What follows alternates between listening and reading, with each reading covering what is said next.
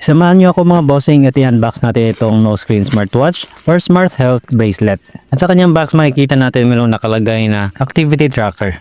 At pag binuksan na natin yung box mga boss, ang unang makikita natin ay kanyang user manual. At ito naman ang kanyang magnetic charger mga boss. At ito na nga ang ating smart health band mga bossing. So it comes with an extra band, isang velcro strap at isang rubber. Available din ito mga boss sa ibang color. You can check it sa yellow basket. So ito lang naman ang device niyan mga boss. Simple lang siya, maliit at nasa ilalim ang kanyang sensors. Matibay naman ang build quality niya at metal na din ang frame niya. Ang comfortable nito suotin mga bossing at dahil velcro strap na ito, any size ng wrist ay na-adjust mo ito upang mag-fit siya perfectly sa kamay mo. Yan at sobrang ganda niya talaga mga boss. Madali lang din itong tanggalin at mag-replace ng strap like this rubber strap na included na sa box niya. Now, paano i-connect itong smart health band sa cellphone natin? Una mong gawin ay punta ka dito sa manual at iscan mo lang itong QR code ng app niya. Or you can just go directly sa Play Store and download mo lang itong QWatch Pro na app. At pagkatapos mong ma-download at ma-install, open the app at i-grant mo lang lahat ng mga permissions na kailangan ng app. And also, huwag kalimutan na kailangan muna nating i-turn on yung device. All you have to do is long press this side button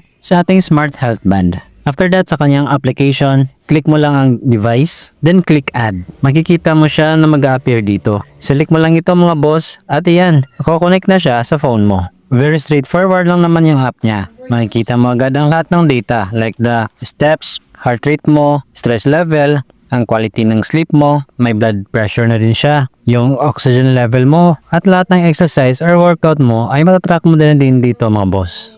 Just like the other smartwatches, meron din itong message notification kung may tumatawag sa iyo, merong DND, find device, at pwede mo rin itong gawing remote camera shutter mga boss. And speaking of battery life, dito talaga ako believe mga boss. This can last up to 30 days in a single charge. So if you're looking for a product like this at a very affordable price, you can check this smart health bracelet. Click the link below to check out.